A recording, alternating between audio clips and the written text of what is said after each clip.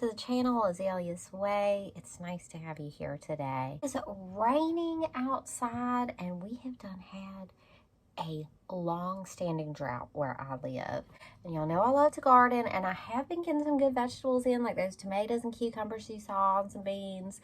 But like my flowers just look terrible. And I'm not one to like water and water and water with the hose, you know. I'm trying to get some rain, especially just my flowers were looking amazing at the beginning of the season, and then the drought just dragged on and on. The grass is crispy. We got brush piles piling up in the back that I've been, you know, scared to burn. I don't think we've had a burn ban, but it is just like, it's been dry. So the rain is actually not depressing me today. I'm like, oh, I'm glad it's raining. And the sun is kind of shining through the rain, which is nice.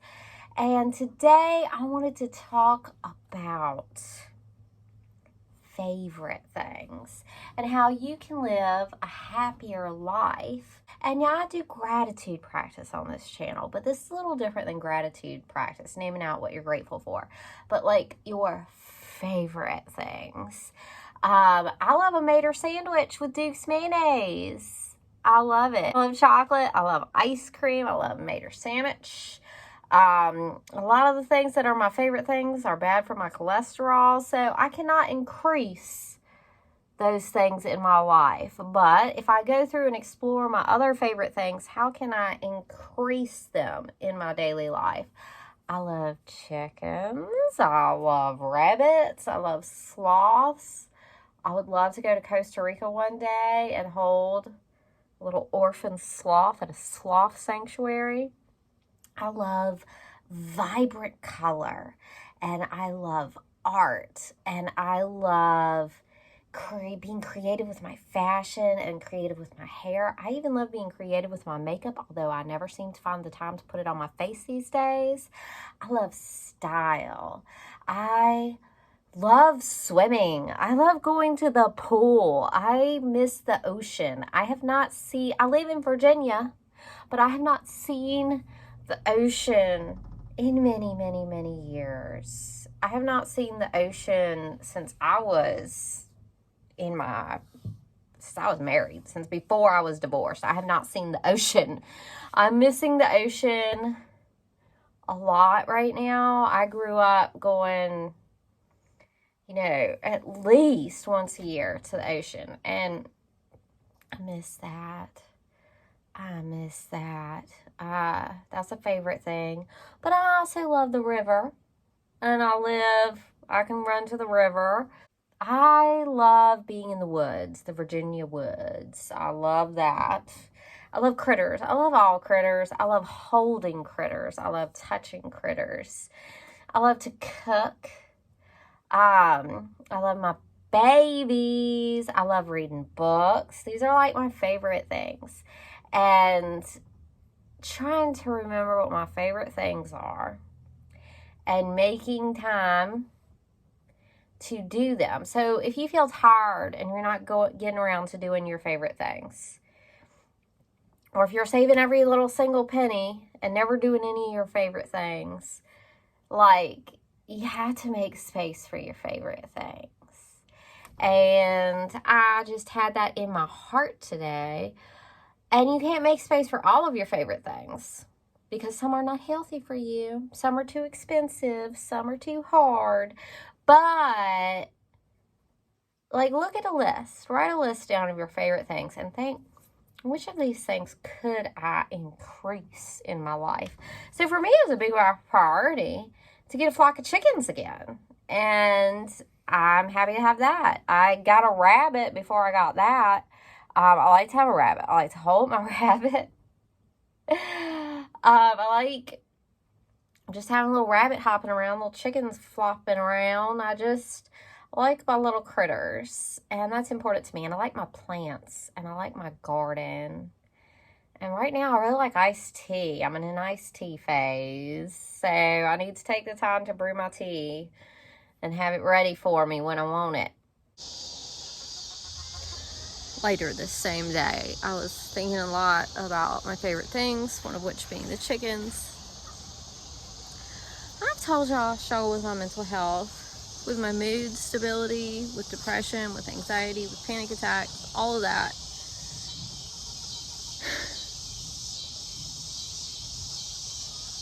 I worked so hard to turn this garbage dump of a garage into a chicken coop, build the whole thing. And we've had this drought, so we couldn't burn nothing. And then all these pokeweeds have grown back up all around my chicken coop. And we've had a drought, so it's not been raining. And I needed to reinforce my roof. But then we got a ton of rain today, like I was telling y'all earlier. And it just pulled gallons and gallons of it in my roof because the roofing material is flexible and it sunk down with the weight of the water. And it looks terrible. John scooped the water out with buckets. It's just like the roofing material is not that pliable. So like it's night essentially, getting on to dark, and I wish I'd put the support beams up earlier, but I am just so busy. I never get a chance. I'm never gonna get a chance on a weekday with all the kids and with John working, and it's just, I'm upset about the state of my backyard and the amount of work I put into it and how far it's backslid and how it looks like garbage. I'm upset. And then John's garden is like mostly in the back here, but the deer have been eating it. So all of his pots have moved up to my patio garden up front. So my patio garden is all crowded up with pots. My front garden is now John's pepper garden. So this looks like pile of rubbish. Everything looks like a pile of rubbish.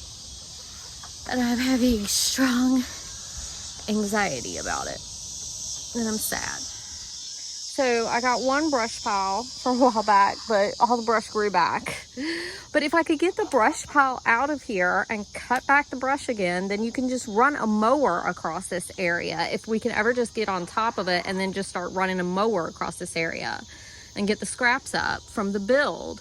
But I haven't finished the build. I still need to do nesting boxes and like another perch and reinforce this freaking roof. So it's not time to clean up all the scraps. Look. Look.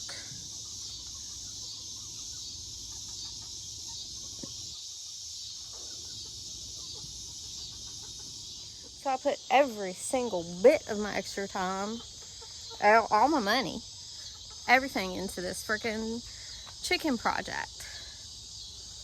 And it's just, it's disappointing.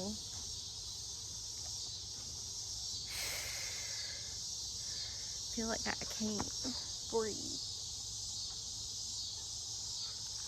The birds are already starting to go to bed. There's one of my little roosters.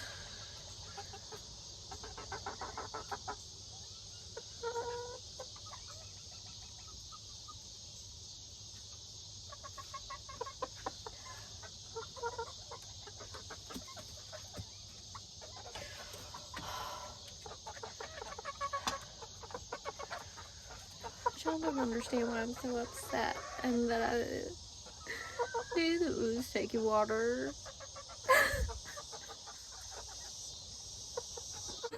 Next day,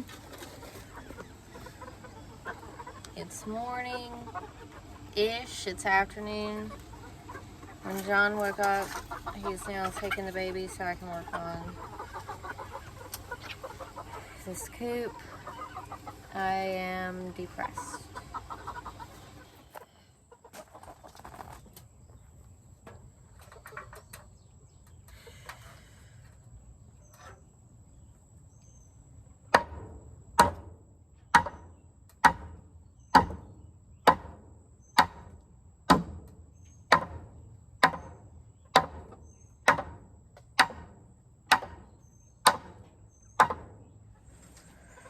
Morale has improved slightly as I'm getting closer to finishing the coop. But guess what? I need one more beam, and I don't have a truck or a van or anything, so I'm gonna have to call my father about one beam that I can pick up.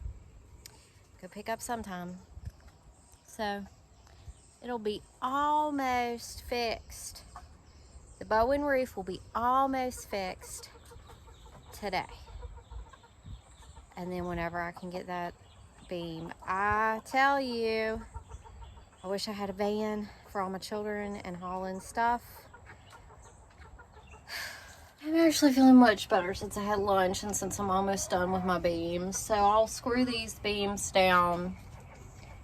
And then over here, see, I need one more beam in this area. So I just have this one centered to keep it from taking too much more water if it rains. But then I'll move it. I'm not going to screw that one down. I'll move it over when I get another beam. It's back to favorite things. When you're struggling, remember what helps you. I got these beautiful birds.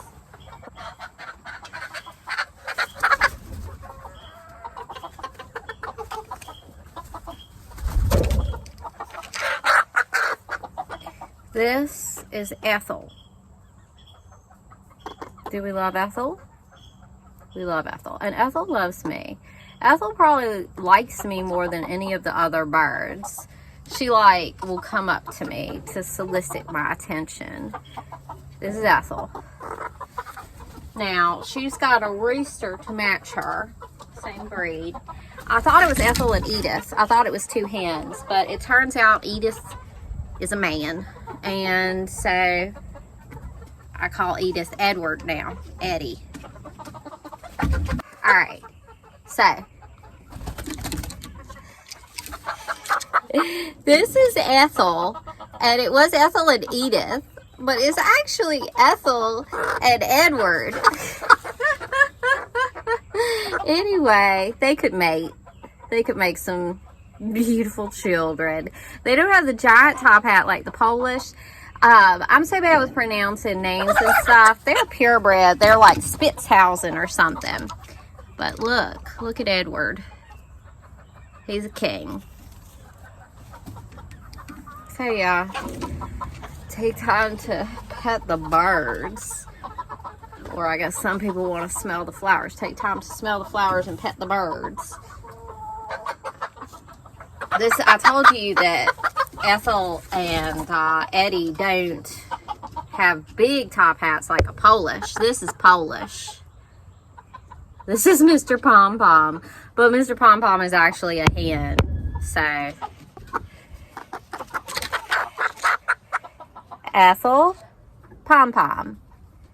Ethel, Pom Pom. Now let me show you the this is another Spitzhausen. I know I'm not pronouncing that right. This is Pepperjack. Pepperjack is different color. Same breed, different color. Now there's Devil Bird. He's my big giant rooster. Alright, this is Devil Bird. I call him Devil Bird. You know what? This might be Devil Bird's brother. Who I just called Devil Bird's brother. Yep, that ain't Devil Bird. This is Devil Bird. This is Devil Bird. Look at him. Devil Bird. Now, he got to being called Devil Bird because when his hormones hit being a rooster, this is a mottled Houdan, by the way. When Devil Bird's hormones hit, he got a little uppity. And he took a chunk out of Xenia. Like, I guess he was just like free meat. And he just right out her leg. But I said, I've been dominating him a lot since that incident. Look at his little comb. His devil comb. His 2 points. That's Devil Bird. Yeah, the other one was Devil Bird's brother. Devil Bird is the biggest rooster, biggest bird in this coop is Devil Bird. That's probably why he's so uppity. And then his brother is a little smaller than him. I would love to send his brother to live with someone else. So if you're local and you want Devil Bird's brother, Devil Bird is they're obviously handled each day. Like if you want yourself a pet, not a dinner, then Devil Bird's brother is up for grabs. Anyway, I am feeling better. You can tell I'm playing with my birds. And then I feel even better. My beautiful birds are helping me feel better. This bird is looking crazy right here. They're hot. I'm hot. Alright, I'm going to screw these beams down and then switch places with John, and he can come work on the rest of the yard with his brush and mow the grass and trim the weeds. By the end of this day, everything should be in better shape in this backyard. And some of the stuff that's laying around the yard needs to be taken to our unfinished basement for storage.